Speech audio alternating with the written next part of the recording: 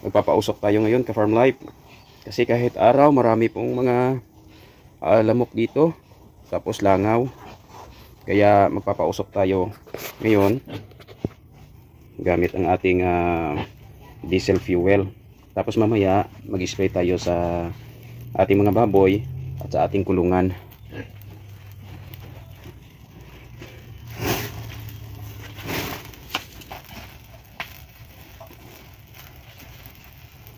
Gamitin natin ito mamaya pa Farm Life para insect repellent po para sa ating mga alagang baboy.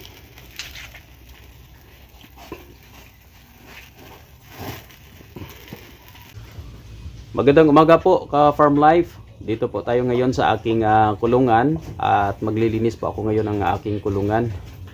Pagkatapos po ay gagamit po ako ng pang disinfectant.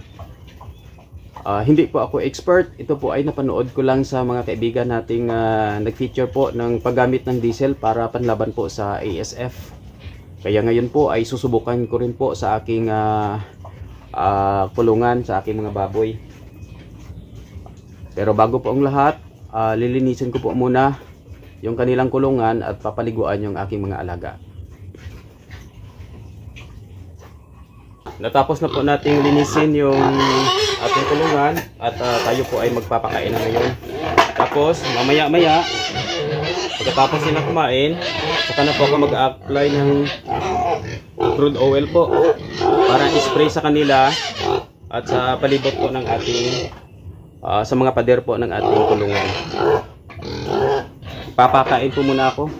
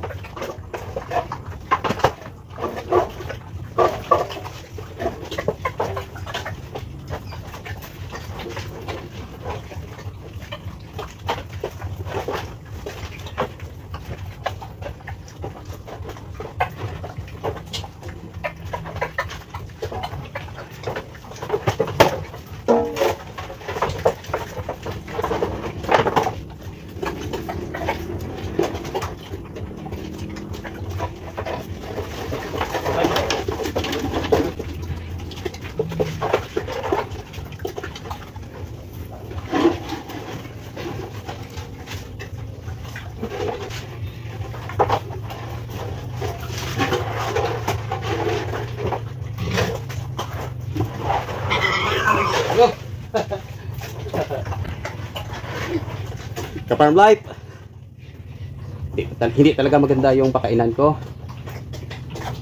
Pag naibinta ko na sila, saka ako naayusin to kasi alanganin talaga eh.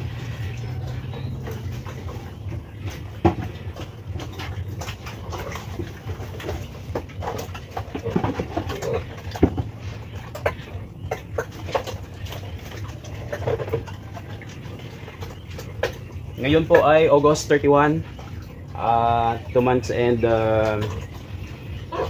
24 days po sila.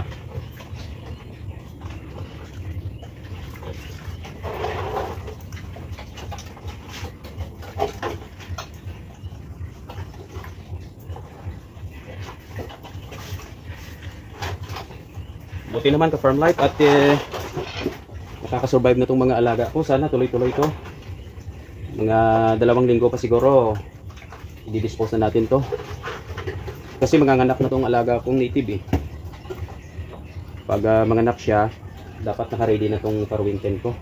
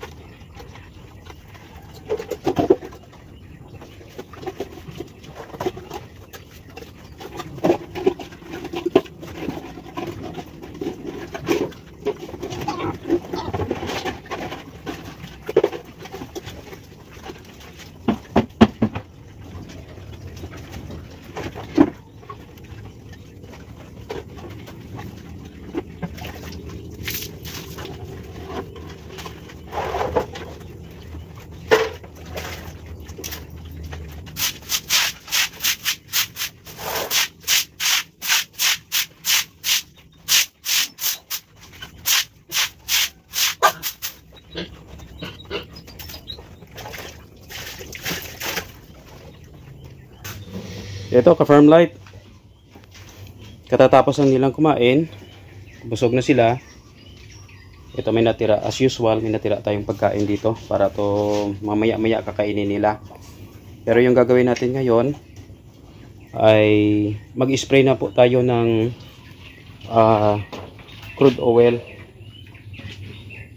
Ito po, mag-spray po tayo.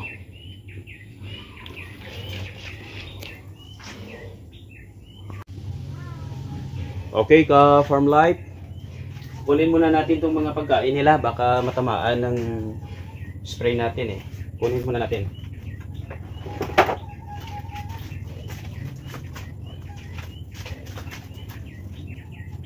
Tapos pupunasan muna natin sila para didikit yung crude oil sa katawan nila. Pupunasan ko muna. Ito, papahinga na.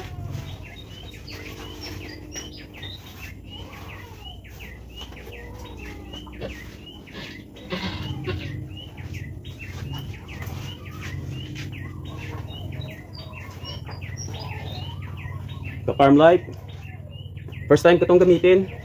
Ayaw lang to sa napanood ko kasi mabisa daw to eh. Kaya susubukan ko rin sa aking alaga kahit na mga 2 weeks pa bago natin sila ibenta. Pero kailangan ko rin ng prevention, baka kasi ano pa mangyari within 2 weeks eh. Kaya subukan ko rin to. Isprayhan ko na sila, pagkatapos i-spray ko din po yung pader dito para ma-disinfect din po.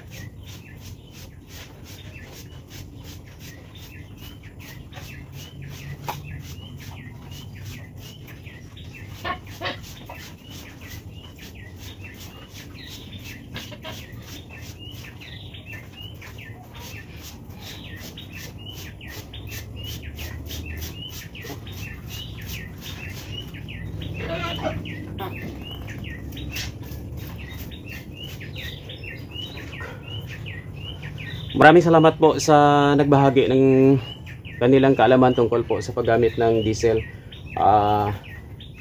Sana po makatulong ito. At nagpapasalamat po ako ulit. Maraming salamat po sa impormasyon, lalong-lalo na po sa kaibigan natin na napanood natin sa kaniyang video tungkol po sa paggamit ng diesel. Sana po ay maging epektibo lang po. Ito po ay first time kong gawin at sana po ay makatulong din po sa aking babuyan. Yung isa pa pong ginagawa ko dito sa aking kulungan ay ito po, sarado po palibot. Sarado po palibot. ang aking kulungan. Ito po, nakasara po siya. Yon, sarado po palibot. Ito po yung kanyang pintuan, tsaka mayroon din pong pintuan dito sa kabila.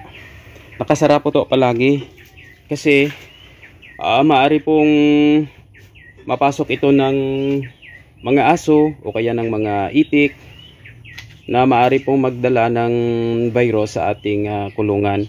Kasi po hindi po maiwasan yung mga kapitbahay po natin ay bumibili po ng karne ng baboy, at saka yung mga hinuhugasan nila minsan tinatapon sa doon lang sa may kanal. Maaari pong kainin ng mga aso yung mga buto-buto o yung mga taba-taba na tinatapon. Pagkatapos po ay papasok po dito sa ating kulungan. Maaari po silang makapagdala ng ESF pag halimbawa po ay contaminated ang karne ng na binili ng ating kapitbahay. Kaya ito po isa pong prevention din na ginagawa ko. Itong nakasara po palagi yung ating kulungan. Wala pong nakakapasok dito na mga hayop tulad ng aso o kaya mga itik. Kasi mayroon pong mga alagang itik o pato dito sa ating kapitbahay. At yung isa pa po, bago po ako papasok dito sa aking kulungan, mayroon po akong alcohol panghugas po sa aking kamay. Tapos umiiwas po muna kami sa pagbili po ng karne ng baboy para po sa pangulam. Kasi hindi po natin sigurado na yung mga binibili nating karne sa palengke ay hindi kontaminado ng ASF. Kaya po iwas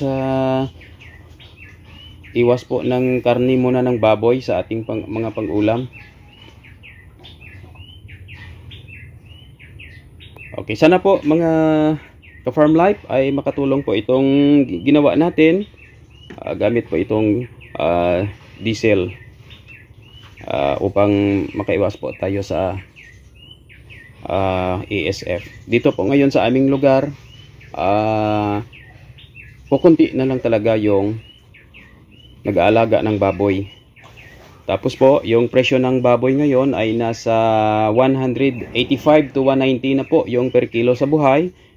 At saka yung karne po ay umaabot na ng 320 pesos dito po sa Iloilo. Kaya po, napakamahal na ngayon ng karne. At gayon din po yung feeds. Kaya dinadalangin po natin sana po ay makasurvive itong ating mga alaga. Ingat lang po mga ka-farm life sa ating pag-aalaga ng baboy. Hanggang dito na lang po. Sana po ay kahit paano ay mayroon po kayong nakuha na idea sa aking mga ginagawa ngayon. Maraming salamat po sa panunood. Magandang araw po sa inyong lahat.